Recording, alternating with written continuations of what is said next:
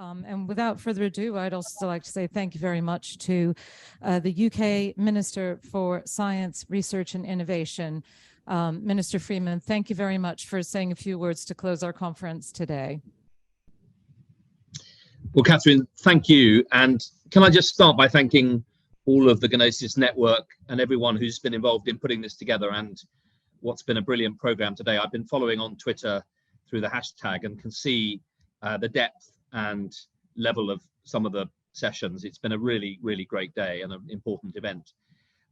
Look, I'm keen to take some questions as well, so I won't speak for the whole half-hour slot, but I wanted just to share with you some important reflections, I think, on how important this agenda is and where we see it fitting into the global space economy and the UK's space strategy and how we intend to help drive this agenda forward. Firstly, let me just say, as Minister for Science, Research, Technology and Innovation in the Department of Business, that the mission that I've framed with the Prime Minister is to move the UK from being a service economy with deep science in silos to a much more strategic geopolitical and economic science and technology power economically, but also that word superpower is about the soft power of science done well. And I've defined that agenda around 5 specific deliverables. Firstly, making sure we continue to do world-class science, and space science has been an area that the UK has been a pioneer in for 50 years, and we intend to continue being a major scientific and research leader. But secondly, for global impact. Now, this is true of so many areas of science. The world urgently needs us to deliver solutions to the great and defining challenge of our age, global warming, and how to mitigate, how to decarbonize, but also how to find new sources of energy for a growing global population. And space has a huge role to play in all of that. Thirdly, attracting much more global R&D. And again, space it's already a £16 billion sector in the UK, employing 400,000 people in very high skilled jobs. There is a wave of investment money to come into this sector. And as we see space move from a quite vertically integrated geopolitical military sort of state sovereign realm to a much more open and commercial realm, we think that part of the UK's role is to help create a global market for space investment between countries and in a more open way. Fourthly, talent and skills. As with so many sectors of science and research, none of us can do this on our own behind a wall. So nurturing and developing those global skills, careers, pathways, and we're going to be announcing in the new year some quite bold moves around fellowships. And one of the fellowship areas I'd like to look at is space sustainability. Could we establish a really high profile global fellowship for this area of science? And fifth, insisting that science is done within a framework of values and rules, and that you can't steal intellectual property, you can't do science in a culture that won't tolerate critical thinking. And it's all the more important that we therefore develop international links and grow a discipline and a vision of science for global good within the same shared rules. And harnessing all of that UK commitment for global good and for geopolitical soft power is the science superpower mission. And I can't think of a sector that I'm responsible for that more goes to the heart of that mission than space.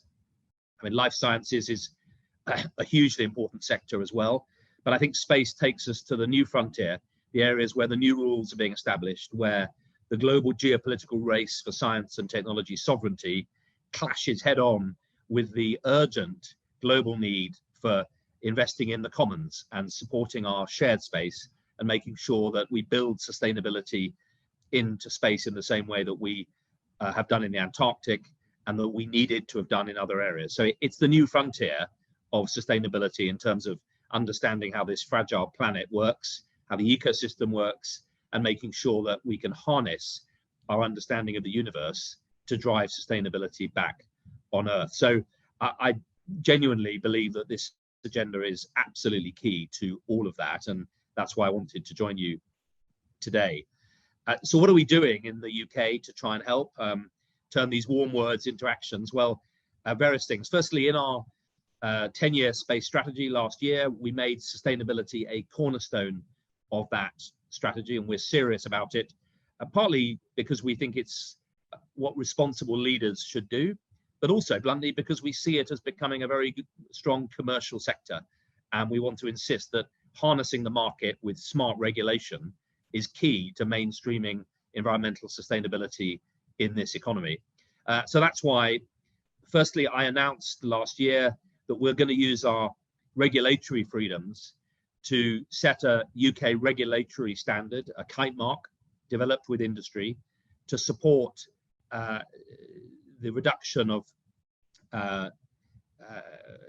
the reduction of emissions and the drive to a jet zero, rocket zero, to make sure this sector is practically innovating to reduce its carbon footprint and increase its sustainability. And the vision there is that we establish an industry kite mark, a green rocket or a green satellite with industry, and then we start to use our regulatory muscle in government to reward best practice, so that you come to the UK for your licensing because it's quicker if you're adopting sustainable best practice. Your insurance costs are lower if you're adopting and complying with best practice. Your financing costs in the City of London are lower if you're adopting best practice. So it's a very British approach. We're trying to use enlightened regulation, help enlightened nations around the world set the international standard for best practice and then reward it, so that companies can start to see there's a commercial case as well as a moral case for building sustainability into their supply chains. And our mission is, as we launch, first country to launch small payload satellites from Europe. In the coming weeks, Virgin Orbit will be taking off from Cornwall.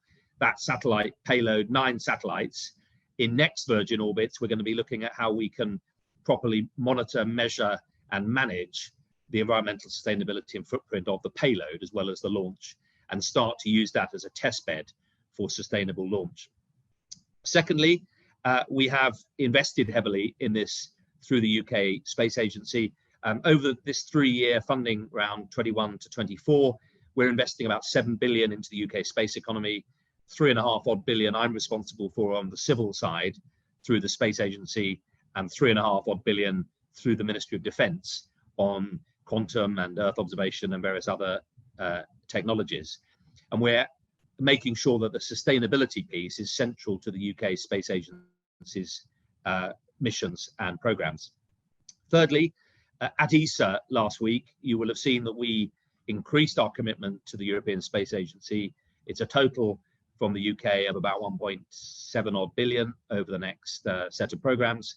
And I'm delighted that by going with a bit more money and going with a very open mind as well as an open wallet, we've been able to secure various key programs. So yes, the Mars rover mission back on track, and very proud that it'll be Europe, it'll be the UK in Europe that'll be sending back those potentially transformational signals from the surface of Mars in a few years about the sources of life and life on Mars.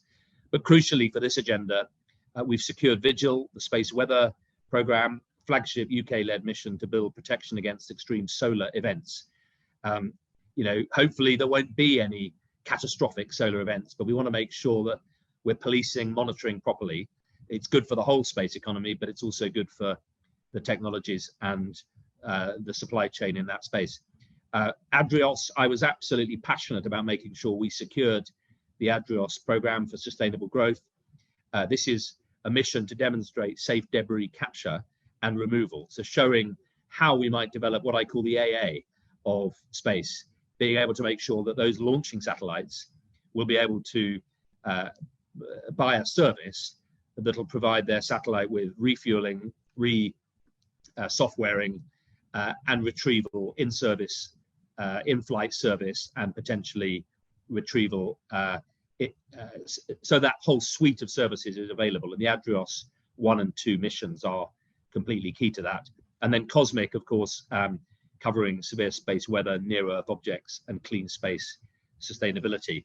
So I hope you can see how committed we are. And then, of course, today, perhaps most topically, with the UN supporting this register of satellites and making sure that we continue to keep the legal framework up to date, so that as we move into this commercial era, the number of satellites being launched doesn't leave space looking like the path to the top of Everest, littered with tents, rucksacks, and all the debris of exhilaration and tourism and expedition trekking. But we pioneer sustainability as we go up into space. Of the 14,000 satellites now circulating the Earth, 35% have been launched in the last 3 years. And the numbers over the next decade are phenomenal, huge growth.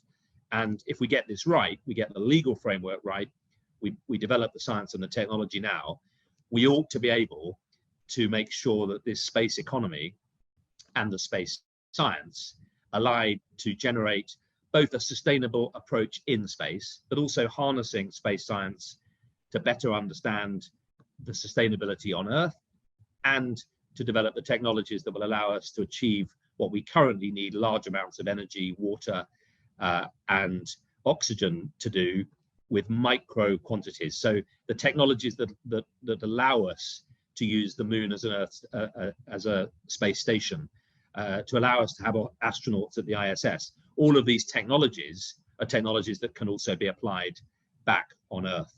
So I hope you can see the level of the commitment that we're making to the agenda. And I would just close, I think, by saying, if we get this right, we have the opportunity to avoid what will otherwise happen, which is that we will create in space a huge problem of uncontrolled, unmanaged, unmonitored space traffic, a huge problem with debris, which will cost everybody a lot more than it needs. It'll lead to potentially quite significant disruptions to this network of information systems that we all rely on in our everyday lives. But it'll also send a signal to the next generation that we really are incapable of harnessing the market, harnessing commercial best interest and best practice for sustainability. And all of us know that that is essential for the sustainability of the planet. So we are deeply committed to use UK leadership, science, technology, and our soft power to really catalyse this agenda. And I'm delighted that here in the UK, His Majesty the King, formerly His Royal Highness the Prince of Wales, has picked this agenda up and has given it big support. And you know, in the Earthshot prize that he and Prince William have launched, it's interesting that it starts with space, and it starts with that image of a vulnerable planet viewed from space, and insists that space science is fundamental to our sustainability. So I hope you can hear the commitment from us. I wanted to thank you all for what you're doing and signal our support, and to try and inspire you that although sometimes this work is hard, quiet, and not in the public domain, I think future generations will thank us all, and thank you particularly, for what you're doing. Thanks very much, Mr. Freeman. It's brilliant. First of all, can I just say how happy we all are to see you back? And we know that you've been a big supporter of space, and it's great to have a science minister who really gets this and its importance to the UK and to the world. Could I invite, if there are any questions from the room, but I'm going to steal the chair's prerogative to ask one question quickly first. So it was fantastic to see in both the national space strategy and the defense space strategy that commitment to global leadership of space sustainability. And from the defense perspective, that was really about building space domain awareness capabilities and more sovereign capability in that area.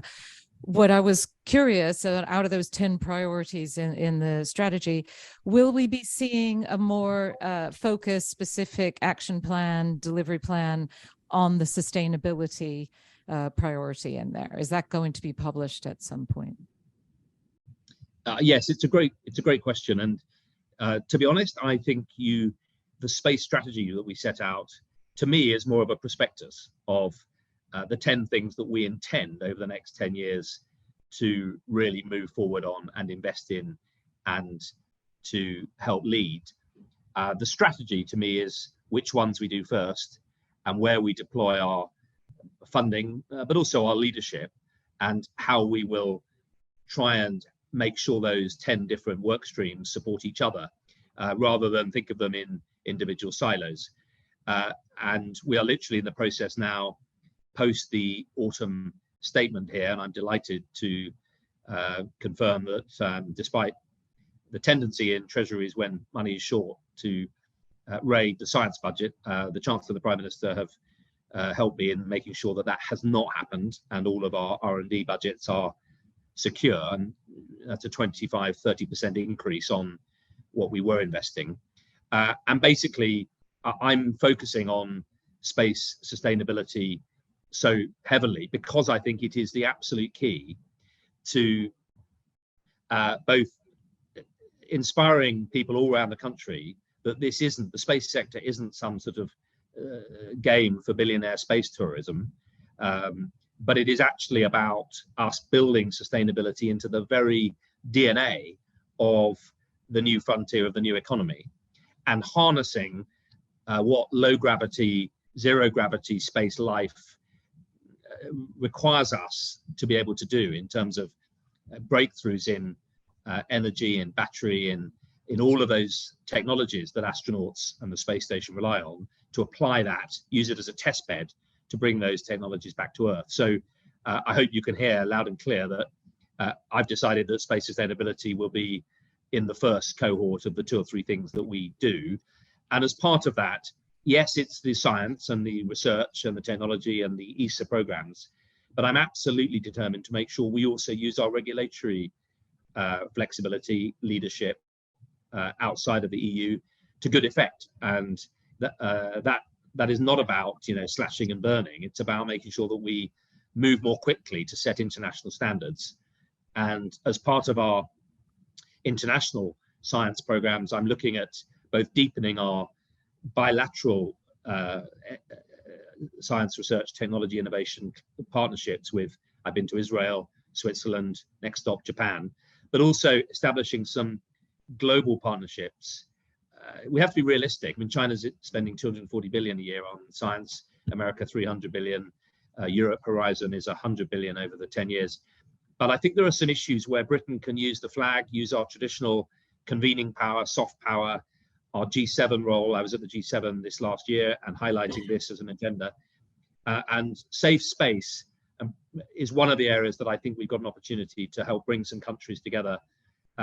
You know, not China, Russia, America probably, but the other space economies around the world who share an interest in this agenda. So that's why it's such a priority. I mean, the other priority obviously is launch. We'll be launching out of Cornwall with Virgin imminently. The cloud level is dropping every day, but that doesn't worry them because it's all going on up there. And what I really want to do is start to make sure that these priorities all start to support each other, so that our ESA package supports our sustainability mission and launch drives both, so that instead of doing 10 different siloed work streams, we're building a more integrated model. Frankly, we have to make sure that every pound we're putting in goes 5 times further than it would otherwise. So that, and it's the only way really to build sustainability into the whole model. Thank you. I have about 100 other questions, but I'm going to let other people in the room ask you some. And if people do want to put any questions in online, please do. We still have you for a few more minutes. So, Don. Well, firstly, let me, Don Polacco, University of Warwick, we've met before. Let me just say, to have a minister that is knowledgeable and passionate is a great relief to this, to everyone, right? So it's true. It's true. I'm not bullshitting. It's true. Anyway, I'm not after your money, but I'm after your support. That's good, because I don't have any. I know you don't, but you do have influence. But what we're really after is a recognition within UKRI that space debris is a subject worth researching, right? And you can change that, and it can help inform all the debris removal missions and everything else, and how we deal with the debris problem completely. And it's research based. So that's all I wanted to say, and I'm glad you're back in your job. Thank you. I will let you respond, Minister Freeman, but I think Don's point is also wider than that. There isn't any part of the research councils that own space debris as a problem. Yes. There's a challenge with multidisciplinary research funding in general. So I'll let you have an opportunity to respond. It's a really good point. Let me pick it up. So in the package, in the program over the next few years that we're setting out, and by the way, I'm doing all of this in a very, very consciously cross-party, non-partisan way, because I think it's very important in a high-risk emerging sector like this that we take political risk out of it. And one of my legacies, I hope, will be that when the government change, eventually in democracies, governments change, my successor will say, look, much of this is absolutely what we should be doing. I mean, they might criticize me for not doing it well enough, but what we don't want is a completely different different strategy. Just on the point about UKRI, look, they have an awful lot on their plate, and I'm pushing them very hard. Mission one: make sure that we continue to be a world-class ecosystem for science, and we can never take that for granted. There's too much bureaucracy in the system. There are too many leaving. There are too many people hit by the horizon block. And the pace of science and technology is moving so fast. We can't continue to do this at the pace of the 1990s. That's 20 years ago, and we need to be more agile. So I'm putting them under pressure to be more agile and quicker and faster. They've got to do something very difficult, which is maintain deep science and our traditional research councils, but also be able to support the new multidisciplinary sectors and recognize those emerging sectors that don't have a research council, and this is absolutely one.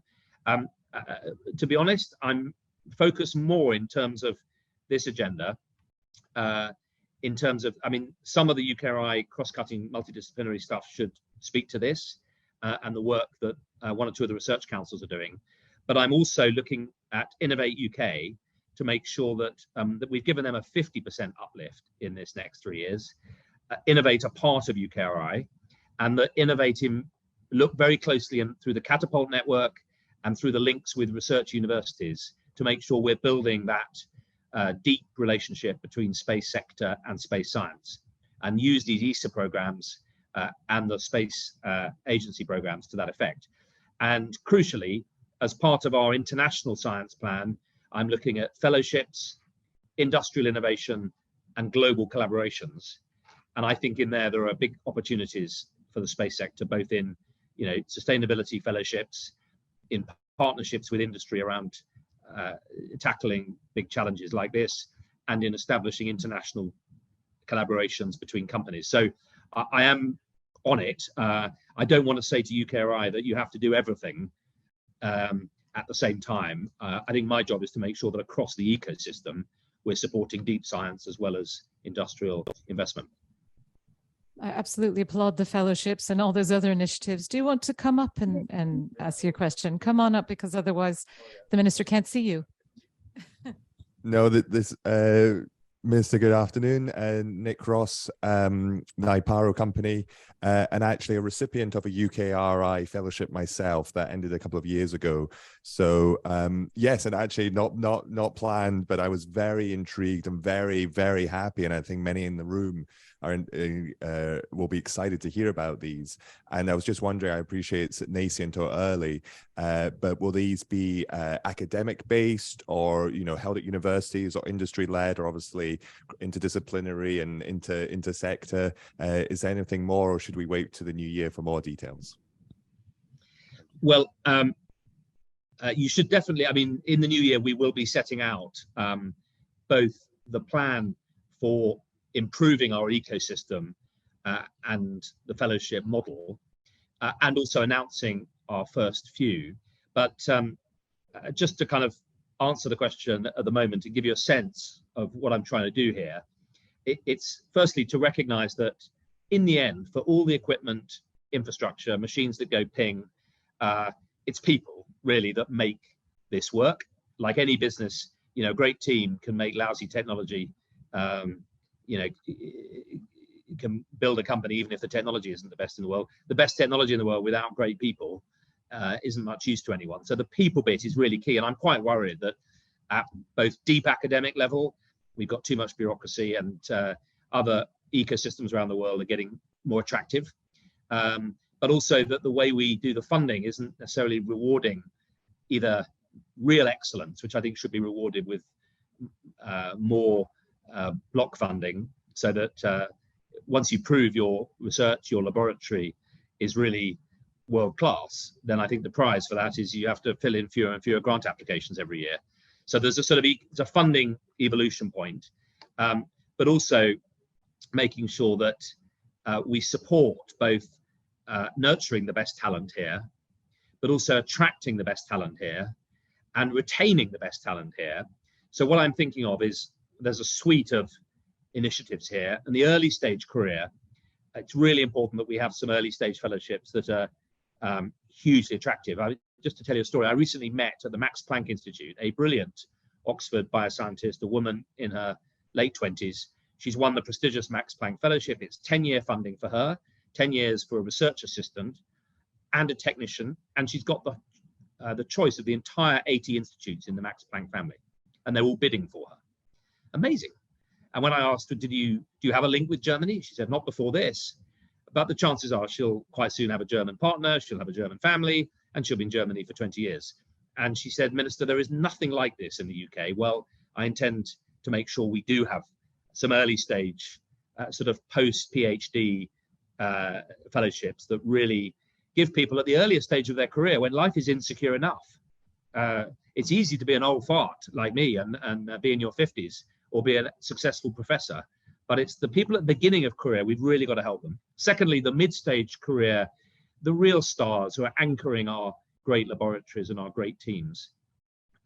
I'm focusing on that first, actually, because given the Horizon blockage, we've lost already some star ERC professors who didn't want to leave, but they've been told by the EU they have to leave to continue to be eligible, despite our funding guarantee. And I want to make sure we move quickly there. And then there's late stage fellowships. I'm quite worried that some of our best people are being perfectly understandably lured out from some of our public sector research establishments and universities on a 3x salary increment from industry. I think we need to give some of our agencies and universities and laboratories more freedom on pay, flexibility and conditions, so we can keep the best people. So I'm trying to build a broad package, early stage, mid stage and late stage. And some will be deep fellowships to reward, and we already have some. I mean, this isn't a new idea. I'm just going with what works. So I want to make sure we've got an ecosystem with some really deep fellowships, which might be sort of, the Darwin Fellowship for Evolutionary Biology, or the or more translational fellowships, the Dyson Fellowship for Advanced Manufacturing, the Tim Peake Fellowship for Space Science, the David Attenborough Fellowship for oceanography, or you get the idea, deep and wide. And the wide ones particularly, I think, can be sponsored, so we can get more industry funding in to support really world-class careers. So I want to build on what UKRI are doing and what the Wellcome have done, and working with the academies. And I think this is essential, whether we're in Horizon or not. We need to make sure the UK ecosystem is better geared to really reward, attract and retain the best researchers. Thank you. There are a couple of really excited PhDs and postdocs in the room now. I know online, if you have time for probably one last question, if that's okay. Andy Williams, you wanted to put a question. Yes, I do. Thank you very much, Minister, for joining us. So I'm coming from ESO, which you may know that the UK is a key member state. And I'd just like to extend an invite to you to visit the construction site of the Extremely Large Telescope and see the UK's contribution to this facility. But my question, and this is based on some of the work that we're doing at the Committee on the Peaceful Uses of Outer Space to Protect the Dark and Quiet Skies, making sustainability requirements basically involves putting some constraints on our activities and on our industries. So how do we work with other countries to make sure that there's a kind of fair level playing field, so that we can be competitive in our with respect to our sustainability measures? Thank you. Well, absolutely. Firstly, I'd love to come, Andy. Just ping me an email and I'll try and put it on the visits grid. If I could, I'd spend my whole time on visits, but I'm required to be in Parliament from Monday lunchtime to Thursday night voting and doing stuff. So it'll need to be Monday mornings or Fridays or Saturdays, but let me know. Look, on the industry piece, yeah, you're right, but I just I take the word constraints because what somebody might describe as a constraint, most businesses I know would describe as, you know, good regulation works for all of us. It sets the rules, it gets the cowboys out of the game, it gives us security about how we can innovate and develop, it gives customers confidence.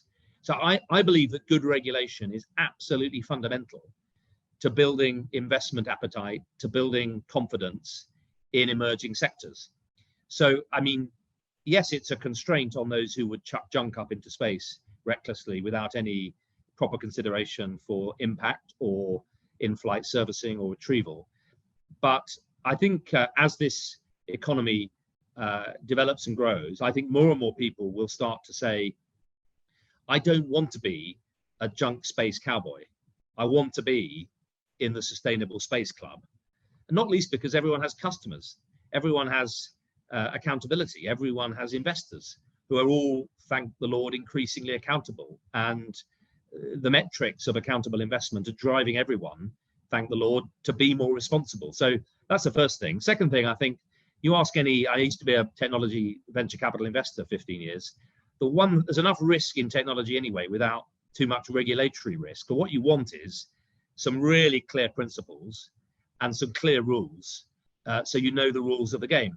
So I think actually the UK setting the international standards and convening the conversation, putting the Union Jack at the top of the masthead of enlightened sustainable space regs isn't a burden on business. I think it'll be a catalyst for business, just as it has been I was Minister for Life Science. UK setting the rules for genomic medicine has made us a big international magnet. Setting the rules in AI is making us an international magnet. I think we can do the same in space. And thirdly, once you start to set the standards, so that's what I announced back in June, that we intend to start as a launch nation using our launch footprint, both in Scotland and Cornwall, but also crucially using our City of London, Lloyd's of London, our deep financial leadership internationally to reward good practice. So that if you're a company like Spaceforge in South Wales or any of the other companies beginning to develop a satellite business, you start to say, well, where shall I go to get licensed? Where shall I go to get insured? Where shall I go to get financed? If we can make the answer initially, you've got to go to the UK because they're setting the international standards. They've pioneered the green satellite kite mark. They are giving you quicker licensing if you comply. They're giving you cheaper insurance and they're linking it to ESG financing in the City of London. It's a great win for the UK, and boy, do we need one.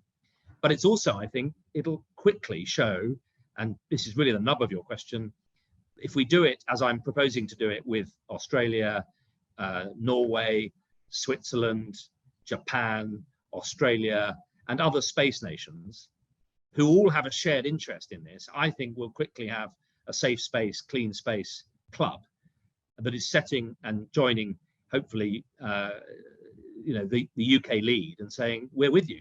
And I think what will happen is the cowboys of the Wild West of Space 1.0 will quickly be run out of town, not by some appallingly draconian set of sort of legal actions, just the market will move very fast.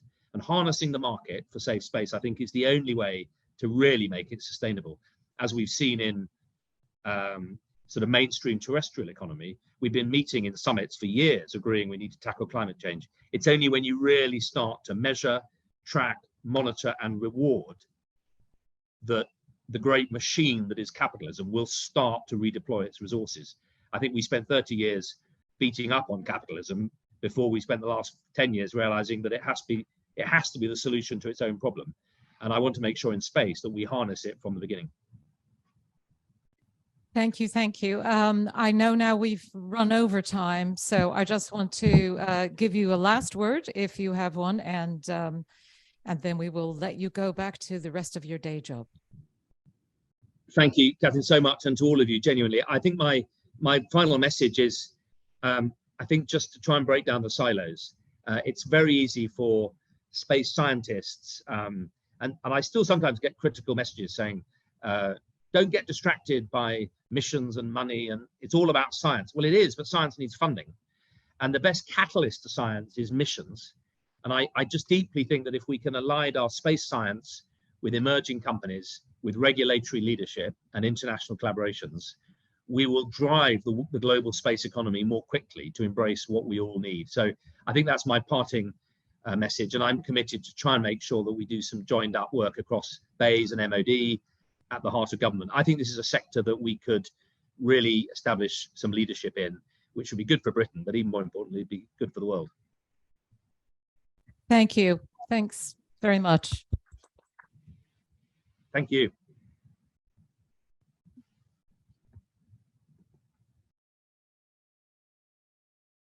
That was an excellent way to wrap up. I know there are people attending from other countries. Donna, I am going to give you the prerogative of going back and taking some questions on your session, if you would like to, or let me give you this faster. How many of our Dan, Andy, and Ben, are you guys still there? Hi, Ben. Hi, Andy. Steal 5 minutes from my summing up. All right, I've just got a couple. Do we have any questions? Dan doesn't seem to be here. I can't see Dan, but I think we've lost him, which is a shame because he's been here for the whole duration. Do we have any questions for Ben or for Andy?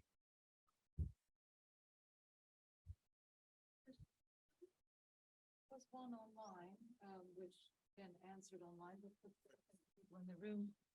So there was one question online from Matt, and it was to Ben. It seems that radio astronomy requires a lot of power. As LEO traffic increases each year, is there exploration of using radio astronomy on orbit? And are there similar minimum power requirements for an on-orbit array as on the ground? And I know you answered online, but for the benefit of the attendees here in person, perhaps you could quickly answer that again. Sure, yeah. My answer was that I don't think that energy is really the limiting factor. Actually, radio astronomy is not that much energy hungry. I think the CERN, the particle physics people are using much more energy. The biggest problem will be that radio astronomy stations need really, really large antenna or many antennas to get the collecting area. And that will be, I think, the limiting factor for the time being. I know we are talking about moon stations and more stuff in orbit, but to have really 100-meter dish or thousands of antennas there, I don't see that happening anytime soon, but who knows? Can I just ask one quick question again of you, Ben? But was interested to see in the fine print on the slides that we rushed you all through, mention of an agreement that you've secured with Starlink. And I think everybody would be interested to hear a little bit more about just what that agreement is and how you went about securing it. So actually, there was no agreement with Starlink between German or European radio astronomers and Starlink, but we have regulation in place. It's a big difference. There have been NDAs between Starlink and other people, for example, with some US facilities and the square kilometer array in South Africa and Australia, but not with European radio astronomers. So we really had the success that we got proper regulation in place. I think that's the better approach compared to NDAs because it's open, right? Everybody knows what the other people could achieve and what they get. Yeah, the regulation says what was in this ECC report 271, which I also briefly explained. So we did the standard compatibility calculations. Starlink, which operates at frequencies about 11 to 12 gigahertz, must not interfere with us at 10.7 gigahertz. So there's an adjacent frequency constellation between Starlink and radio astronomers. And to achieve that, there's a guard band, so they have to leave one channel free, 150 megahertz or so. And that's mostly it. The extra regulation that we got in Germany, Italy, and Spain is that they should not directly illuminate our stations. But that doesn't really help a lot. It only allows us to continue observing in our own frequencies. Doesn't mean that we can observe at any other frequency any better. It's just to avoid that our receivers go mad. Okay, but it's a small step. It's something. No. It's a big step. It's regulation in place, and it's really important to stress that. Well, as you have heard, we have a UK science minister who's very interested in regulation as a tool, and as a tool for driving sustainability. So I think it might be interesting, for the science minister and our officials at BEIS to understand a bit more about what's happened in other countries in that respect. If there are no more burning questions, I wanted to thank that panel. I'm not sure whether we even gave you a clap before, so we will definitely a clap now.